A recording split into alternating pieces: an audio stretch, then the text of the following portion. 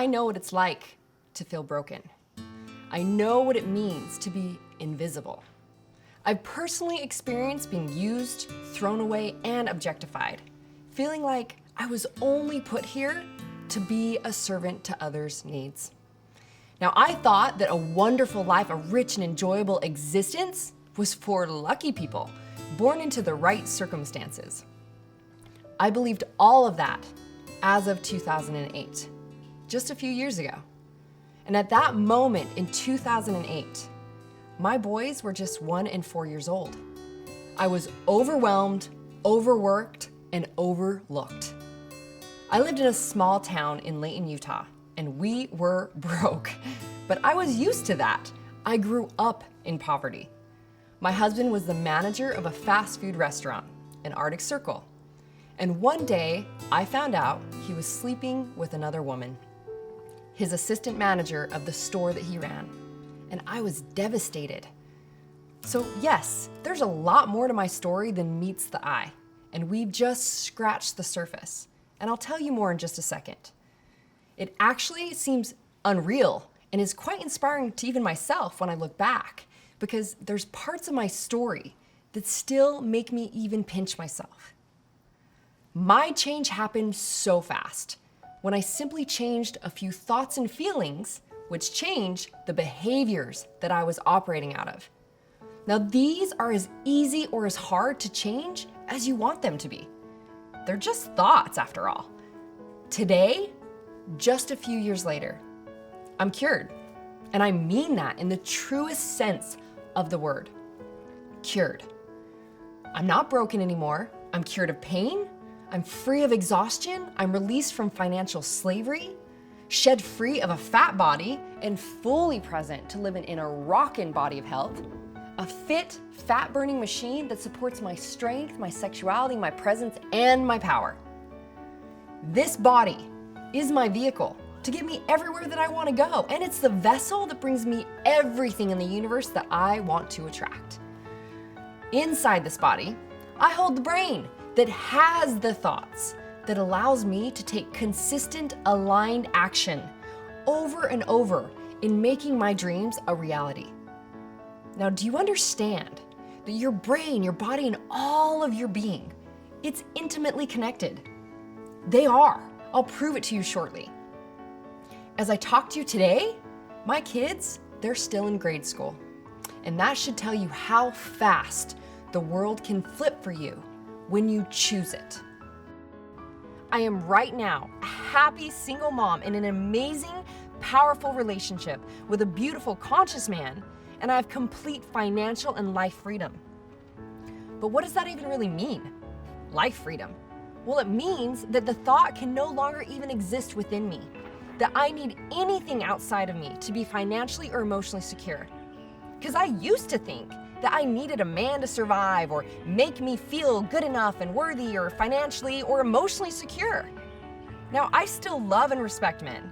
I just know I am whole and complete on my own, as the source of my own experience, the source of my own wealth, my own freedom and joy and happiness. That means I'm in control to create my life's circumstances. Now that makes life so much better for me to simply enjoy the men in my life.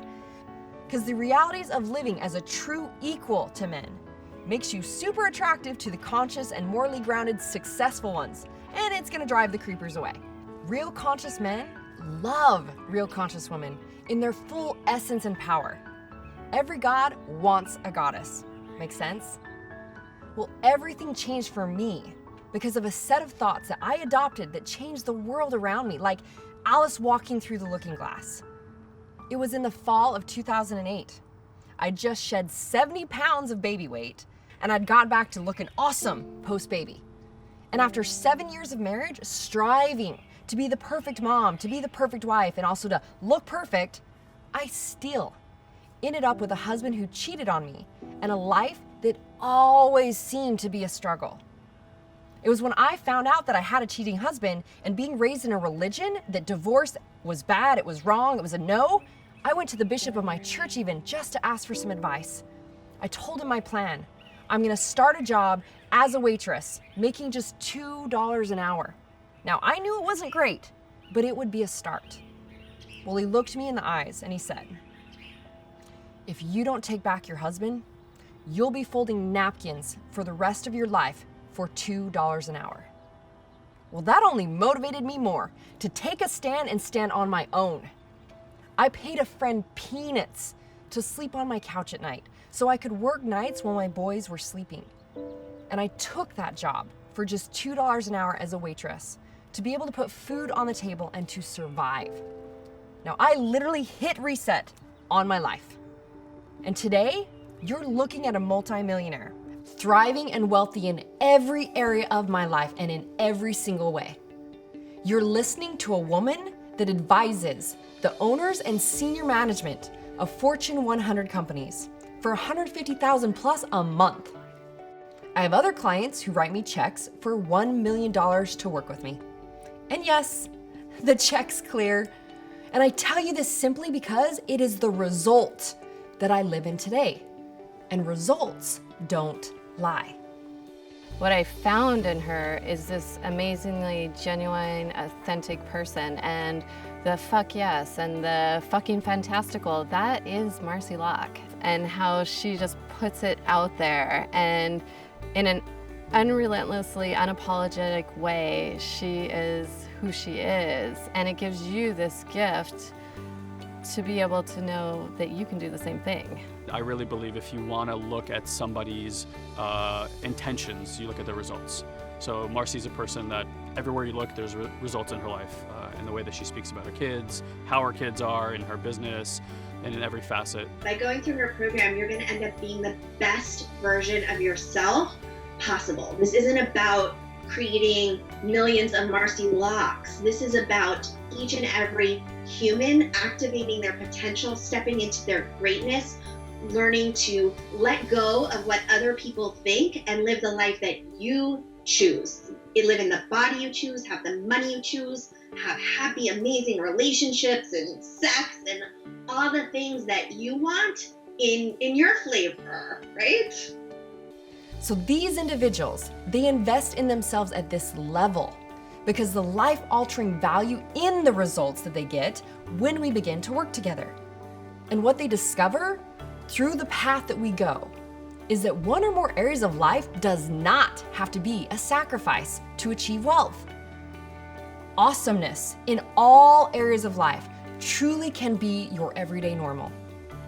I have a successful business that supports everyday people in a step-by-step process that flushes their body of fat, their mind of the garbage, and their soul of the pain from the past. Now, people say they want a leader. They say they want someone to follow. I say bullshit. Bullshit. Real freedom, my friends, is not following something outside of you, some guru, around by the coattails for the rest of your existence. That's just another form of slavery. Aren't you tired of being a slave? An emotional slave to your spouse, your parents, your siblings, your friends, and even your past. A financial slave to your boss, your job, the government, the landlord, your car payment. Well, when will you give yourself permission to live the life that you love and let it be different? Do you know that it really can be different? Because I'm here to tell you it can. You can have freedom. Freedom from your past, freedom from others' opinions, financial freedom, sexual freedom, the freedom to look at the world as your playground and live any adventure in the body ruled by a mind that takes you out of this victimhood and into your victory. So the truth is that you will always, always, always get whatever you unconsciously expect. So you can look at yourself as a waitress, a secretary, a manager, or something that you do and continue to feel unfulfilled. You can even see yourself as a CEO and still feel like a fraud, worried that someone might discover who you really are and come knocking you off your pedestal. Or you can look at yourself as empowered, knowing that the trajectory of your life and where it's going, trusting you will grow and get more out of life every single day. You can see yourself as fat and flawed, continue to pick yourself apart, or you can look at yourself as a divine god or goddess, revealing more personal perfection and power in yourself every single day. You can look at yourself as broke, perpetually and unendingly, or you can see yourself financially independent, free, even wealthy. It is all a choice. So before we go forward, let's go back for a minute. Because I know you might be thinking, I come on strong. That's okay. I'm here to share the truths that others won't. And I wasn't always that way. As a kid, I was actually the youngest of 4. My sister was a year older than me, my brothers were 4 and 6 years older. And recently, I went back to that farmhouse that I grew up in. It's now surrounded by a neighborhood that's built up around it, and so when I say farm, you probably think more of the country life. This was more of an urban farm, but to us, it was a farm. I know, I worked it my entire life. And we had about 10 adult and baby cows all the time that we raised for beef. We had goats and chickens and honeybees and hives, several fruit trees all over the property, huge gardens, a couple of them that we worked for food, and a big, huge pasture for the cows and the honeybees. What we used this land for was to provide food for the family, and then we sold the majority of it off for money to make ends meet. So it's natural to think that we were farmers. You kind of get that picture with all of that stuff to maintain, right? Well, we were so poor that on top of that, both my parents worked custodial jobs full-time. That's right, they cleaned the local Mormon churches in our area. And I remember some of my earliest memories were sitting alone in the church kitchen, where I was left to color while my mom just disappeared into the dark hallways to vacuum, to clean bathrooms, to empty trash. And I remember having to help scrub bathrooms and even polish those wood pews with Pledge. Well, whenever I smell Pledge or Lysol, now my mind goes right back to that distinct smell ingrained in my little tiny hands at the time. So when we went to the grocery store even, we'd buy the cheapest food available. We didn't ever get things like Cheetos or breakfast cereal because there just wasn't money for that. We did get to, though, make powdered milk to go with that cheap oatmeal mush. That's kind of more of an accurate picture. And as a child, it always seemed to me out of reach to have the everyday foods other people ate all the time.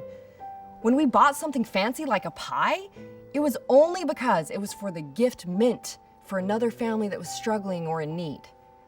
You see, we grew up in a world where self-sacrifice was the most highly held value. Even the good stuff that we got, we intentionally shoved beyond our horizon because we weren't good enough to keep it.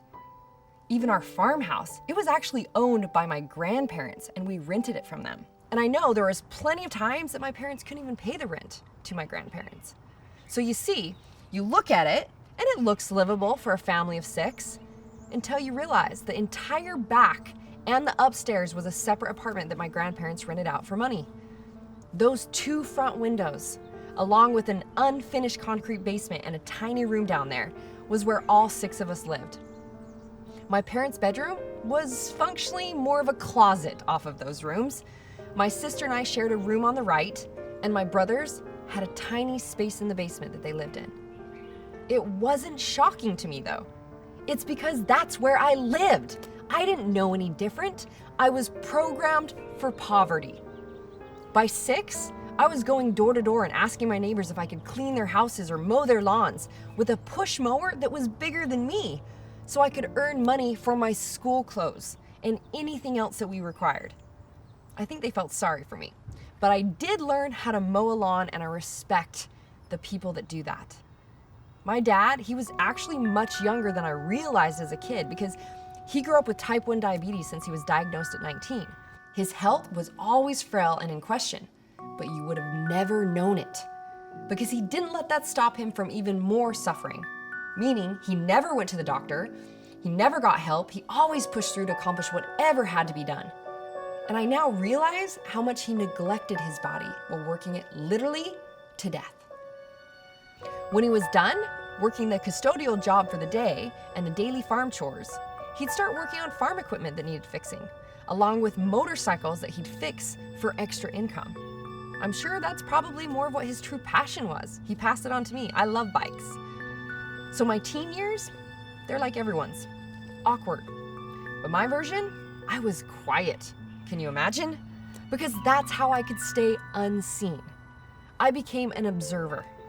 Deep down, I knew that wasn't my nature, that wasn't who I was, but I wore that mask to blend in, to not get hurt, and to hide.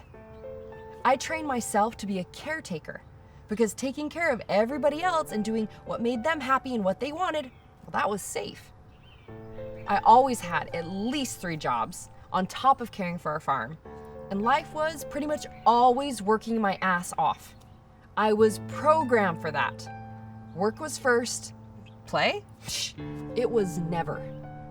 So even when I bought my first car at 16 for a way to get to my jobs, and on the very rare occasion that I'd actually go out with friends, I was the driver, the one who paid, the non-drinker, and the responsible one that made sure everyone got home safe.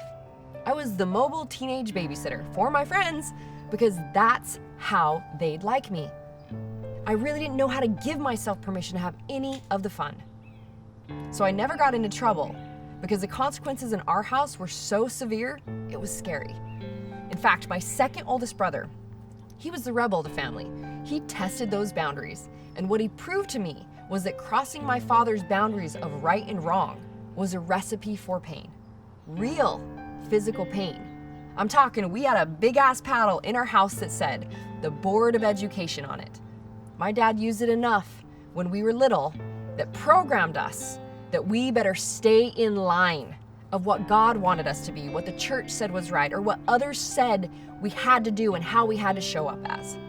Now, a lot of people might wince at that, but at the same time, I would love you to ask yourself, how were you programmed? What thoughts and behaviors do you execute in your life just because your brain tells you to without even thinking about it? What programs are running your life? I remember a Christmas morning where we received a $5 bill per child, along with a few other items of things from the house that my parents wrapped up and they disguised them as gifts, just out of desperation to give us something for Christmas. And I now see how desperate my parents were to provide something for Christmas. I grew up in the poor area, but yet I also went to school with kids that were rich. Their normal was receiving $500 plus gifts and trips. And to me, that was completely inconceivable of how that was even possible. And I mean that. I saw it happen with my very own eyes over and over with the kids that I knew. And I even spent a few nights at those girls' houses for a sleepover. And I saw this luxury lifestyle that they lived in. Waking up whenever they wanted from their crisp 300 count sheets, having their mom make them fresh eggs for breakfast or pancakes or cereal. And in my mind, what was normal meant to me, you wake up by 6 a.m. and get outside, get in the garden, do the farm chores, and you make powdered milk and you pick your own fruit for breakfast. My normal was pain and poverty and servitude. I couldn't comprehend this lush and luxurious life that some of my friends knew. How could I see the reality and not accept it as a possibility for myself? Well, because it wasn't real. My subconscious did not allow me to see it as something I was worthy of. Well, in 1995, my dad was 47 years old and I was 15. And he had a period of really bad health that became the extreme. For about 6 months, I saw him suffer intensely. He gained about 70 pounds of just water weight that he was carrying around. His body was swollen, along with other extremely painful symptoms related to him not taking care of his diabetes. His body was breaking down. One night, he stopped completely breathing and just fell over. I thought he was dead. I called an ambulance, and my mother and I sat there and watched in tears as they struggled to resuscitate him. Well, they did. They raced him to the hospital, to the emergency, and he ended up in a coma and on life support. 2 weeks later, he woke up. He remained hospitalized for about 2 more months. And every day I went to work and then I'd go to the hospital to just help take care of my dad, to feed him, to help him do his PT sessions and try to even walk a little bit. And at the hospital, we talked about, we're gonna ride motorcycles again and how we'd spend some time together when he got out. And I remember this underlying heaviness and this feeling of regret coming from his words. I sensed that deep down he knew that the end was coming, and he had missed out on really experiencing his life.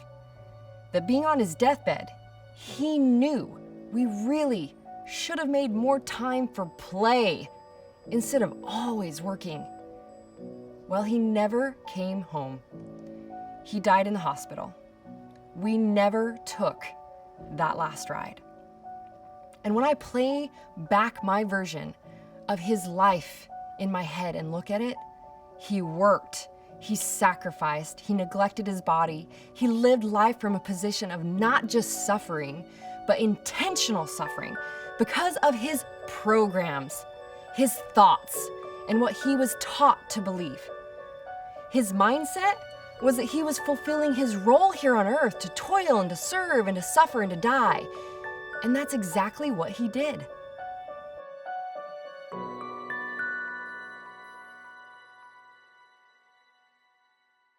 So you have to ask yourself, what is the role that you want to play here? And the experience that you want in this life? I guarantee you my father's was a choice. I guarantee you I know because the gift he gave me was that exact programming. I was programmed to work, to serve, to do it quietly and modestly, to live in poverty, to sacrifice, and then to die from this life fulfilling my test of sacrifice. Well, one of the things that I learned from the suffering that I saw my father go through and that took me away from how my true self was designed to operate was a belief that my body, it was my enemy, that I was always fighting it and I had no control over it. So as a child, I created sickness, injury, and pain because that's what I witnessed and believed. And as early as age 4, I have a very distinct memory of my mom. She was really upset at her body. I remember the tears coming from her face as she said, "Oh, I worked so hard to lose 5 pounds just to regain it back again." Now, I didn't exactly understand even what she meant, but I did know it had to do with her body, and she wasn't happy with it. And if you could see my mom through my eyes, only in adoration, wanting to do anything to make my mom happy, at 4 years old, my reply was, well, maybe God gave it back to you because you needed it. Next, I remember my mom asking if I wanted to go on a walk with her. And I was so excited, yeah, like jumping outside. I reached up to hold her hand, and that's when she said to me, "I can't hold your hand. I have to swing my arms to burn calories." Now, that wasn't traumatic. It wasn't a traumatic experience, yet in that moment, I made a decision. I made a decision that my body and how I looked obviously was so important that I had to look a certain way and be a certain shape for me to be accepted and loved. And from that decision, this belief that happened began my life of struggle with my body. My mom never meant for me to take that on. It was just what she had taken on from the time she was little. See, I was a cute little girl, but I had no idea of that reality because I thought I was ugly and stupid because kids called me a carrot top and because I was too scared to ever speak up or fall out of line or be seen. I was desired, yet it was as an object. I had creepers pull up and take pictures of me and drive off when I was little. I had several kidnapping attempts where they tried to pull me into vehicles. I had a serious stalker at age 11. I had strangers attempt to pull me out of my tent at girls' camp and rape me, along with other rape attempts. Being raised focused on fear and the world being a scary place, well, what I was constantly doing was I was looking for scary things to try to keep myself safe, and that's exactly what I always found. From the belief that I had to look perfect to be loved, and being so afraid of the rejection that I saw my mom feel, I became anorexic, bulimic, and toxic to myself. Also believing that the body was sick, a fight, and something that couldn't be controlled, as a teen, I experienced intense sicknesses, migraines, ulcers. I stopped sleeping since having the stalker and feeling completely unsafe if I fell asleep. As an adult, my mind manifested a whole shitload of other illnesses. At 19, as I was working at the hospital, I had a heart attack while I was on the job. Just a week later, I overdosed on sleeping and depression pills, almost dying, in attempts to knock myself out just to get some sleep. While all working 3 jobs to help provide and survive. This was my normal. By age 24, I was diagnosed with breast cancer. Now, I'm not speaking for anyone but me when I say this, yet I know that my mind, it manifested every illness, sickness, pain, and fear that my subconscious could produce. I was always in my normal state of disease, distress, and probably honestly ready to die. Now at 28, just a few years ago, I was doing just that. I'm sure of it. I thank my former, that's what I call him, for cheating on me. It broke and shattered, destroyed, and obliterated my psyche in the best way possible. I certainly went into survival mode. So yes, I took a job as a waitress. I made $2 an hour plus tips, and it was miserable. But miserable was my normal. So I was intact enough to continue on and survive. Now, flash forward back to today. I stand here at 36 years young, and I feel 20. This is what I actually imagined 20 must feel like, being full of energy and life and infinite possibility. So you can see that this change happened rapidly, really rapidly. And as you say, okay, Marcy, there's a gap. You're talking 7 or 8 years ago, a poor, single $2 an hour waitress with 2 kids to feed. Now, a multimillionaire, living the ultimate life in every area and in every single way? Success. Well, what happened? Easy. I took back control. Now notice, I didn't say I took control. I took back control. You see, there was a time in your life when you had control. There was a time that was perfect. Now it's easy to argue, isn't it? I know. You can say, no way, Marcy. My life has been one spoonful of shit after the next. I know, I could say the same as well. You heard it, right? My story is far from the princess in the castle. And there's loads more that I didn't even share with you. So how could I say it was perfect once and that I was actually in control? Well, here's how. What is the first thing that happened in this life to you? The very first thing. Really think about this. Maybe you're thinking your first memory, being a little kid at the park, or your mother's face, or maybe it was falling down, or some sort of trauma that comes to mind. Well, that's not even the question I actually asked. That's the first thing you remember. What is the first thing that happened? I'll tell you. The very first thing that happened to you in this life is that you were created by your Creator perfectly. Perfectly. Exactly the way that you were meant to be. That's it. That's what happened. Think about that and let that sit for just a second. Deep down, you know this is the truth.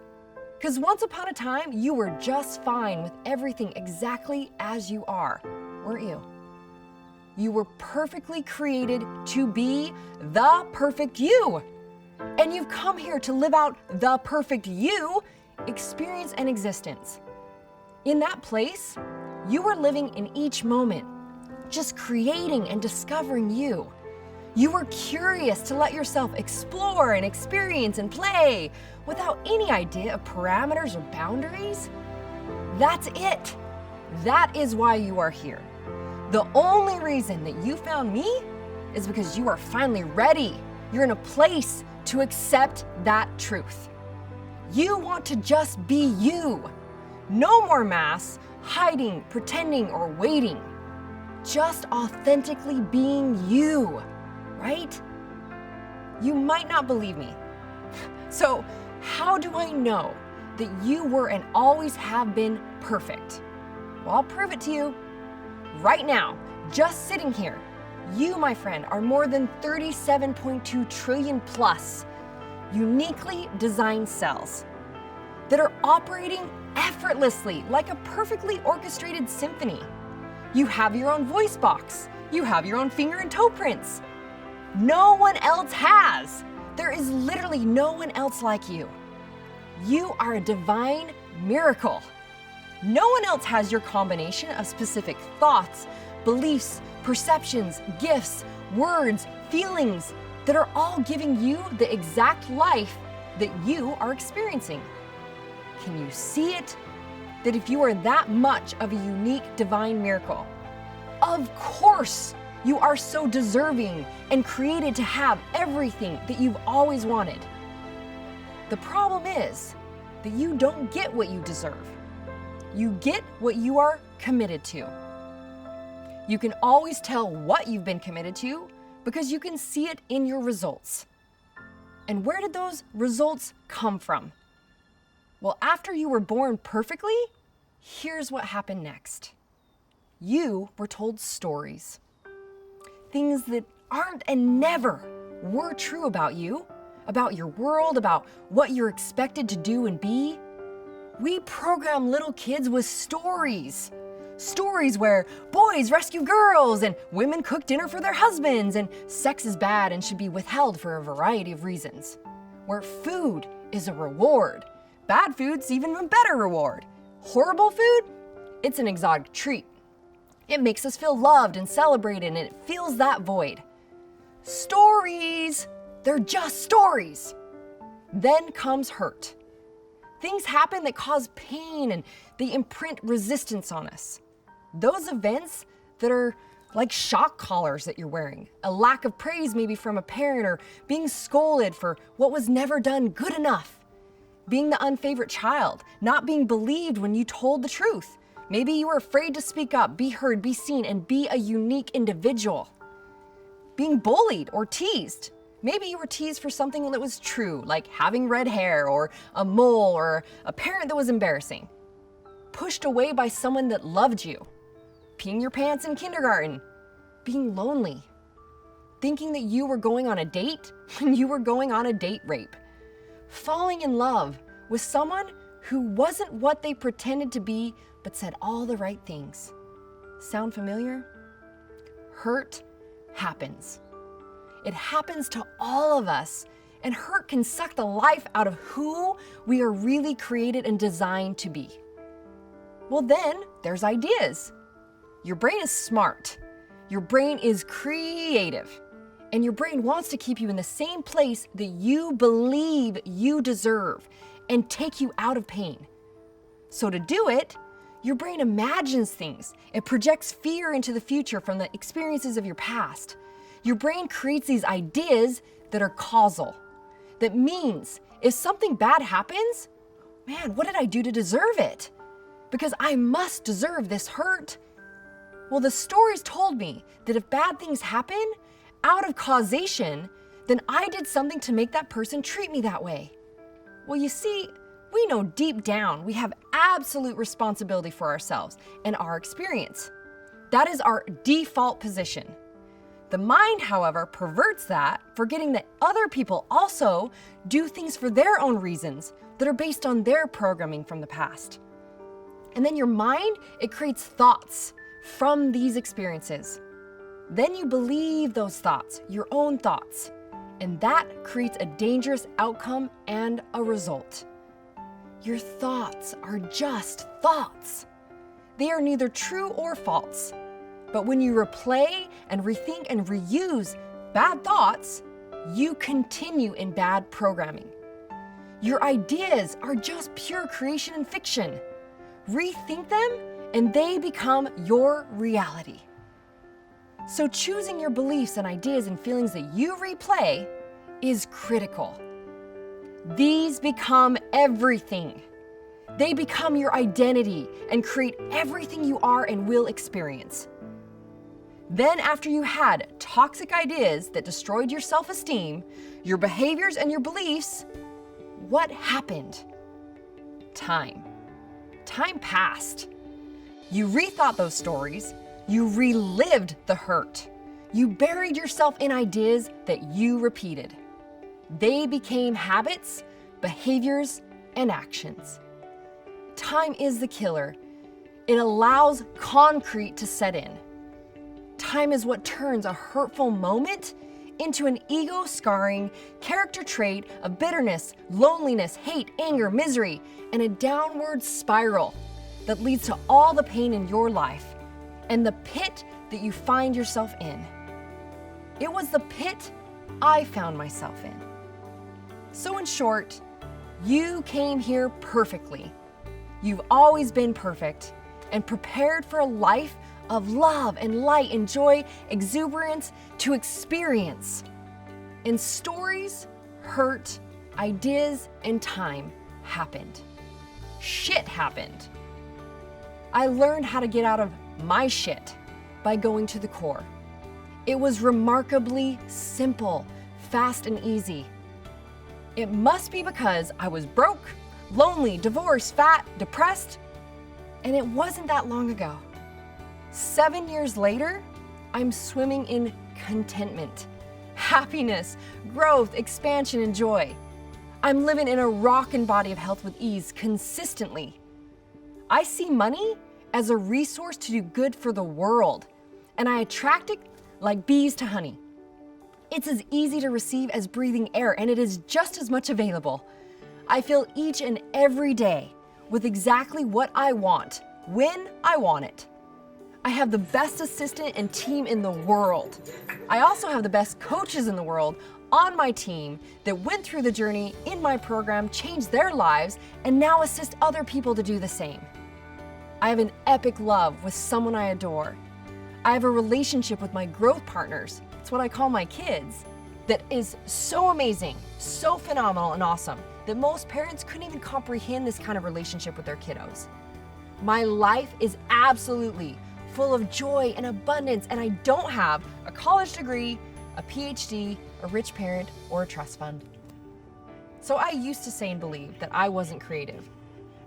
Yet when I discovered what was really inside of me, I remembered I am not just creative. I am the embodiment of creation itself. I am tapped into the source which flows through me and into other people, that I assist them in destroying the limitations to influence them with the truth. The truth that they are limitless, infinite possibility. Then they find, align with, and believe the thoughts and visions of their own success that can only be obtained once they are willing to go inside to discover this truth and now possess those thoughts and have their lives be possessed by those thoughts to create that reality. I am a fucking fire hose of fuel for other people's success. And when I found and discovered that within me and I fully embraced that, not only did I change my life, but every life I get to touch changes if you're willing to use that fuel, get on the path and change it. So I don't get results for people. I'm not a guru. I cannot save them. I can only teach them to save themselves. I show people how I got the results in freedom, and I teach them exactly how I crawled out of my pit to reach my pinnacle. They have the complete responsibility to follow the path and get their own results. So here's the deal. When you work with me, you get the results you are looking to get because there's a clear path. If you are results focused and just do what I tell you to do in complete trust of the path and knowing my objective is for you to turn your true self loose, to become your own leader fast, and to give yourself permission to live the life that you love, that is perfectly designed for and by you, then you will create the results. That's why my clients range from CEOs wanting to live a fuck yes life in every area beyond the bank account to people just wanting to change their body, their relationships, or their money game. I equip you mentally first, then take you beyond, because that's where most people stop and why 19 out of 20 people fail at getting what they want, why 98% of people stop after just 2 to 3 tries. Well, with me, you go further because you go far beyond focusing on the surface symptom and go to the root of the problem that created the symptom in the first place. You get to connect to all your operating systems subconsciously to return back to the core and being of who you really are, who you've always been, and simply remember. Remember what you already know, that you're already deserving and worthy of every area of your life rockin'. So just focusing on the mind is ignoring all of the other operating systems involved, and that just keeps you sabotaging different results and staying in where exactly you're at subconsciously and what you believe you deserve right now. Being complete means getting into flow in all areas of our life, and that takes going beyond just the thoughts. It requires you to know exactly how to connect to your rockin' body, your emotions, your languaging, your patterns, your behaviors, and shifting all of the unconscious commitments that have kept you in this identity, experiencing what you have. Do you realize that 80% of what you are doing right now is from your pre-7-year-old subconscious mind? That's who's driving the boat. That's who's running your life, your pre-7-year-old. But you can rewire and reprogram that. Or in other words, we can untrain, uncondition, and unlearn what has gotten you here. Because it's not who you are, it's just what you learned. Yes, your money, your business, your bank account, and your relationships that are in struggle or settle or sacrifice or tolerating mode. Everything happening in your world is happening because it first happened inside you. You have to have evidence, my friends, of success, right? Well, you can have that. You want fucking fantastical? Come and get it. I'll show you how I did it for myself. I'll introduce you to people who have experienced it through my guidance.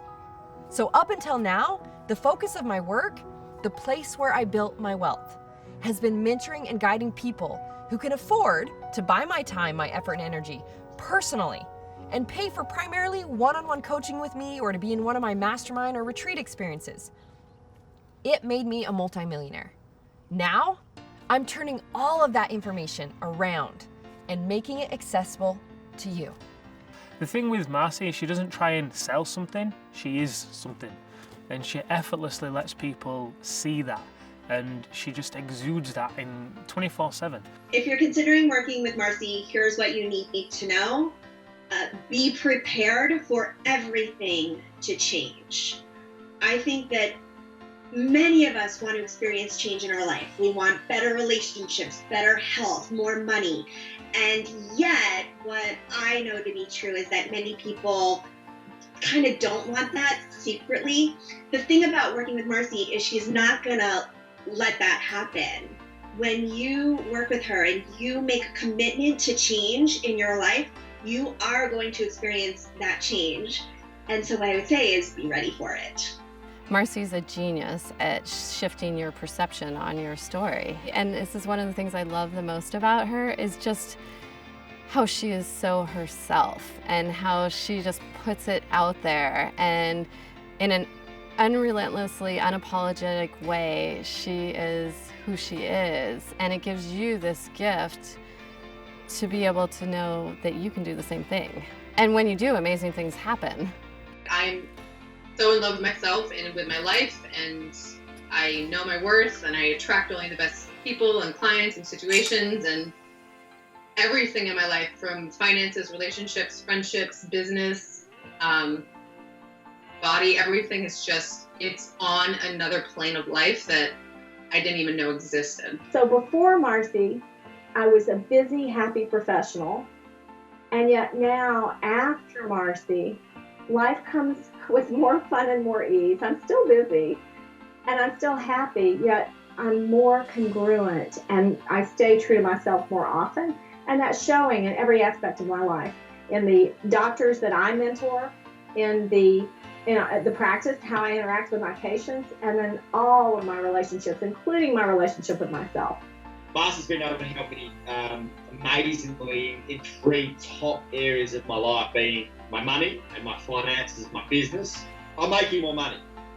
I'm making a lot more money.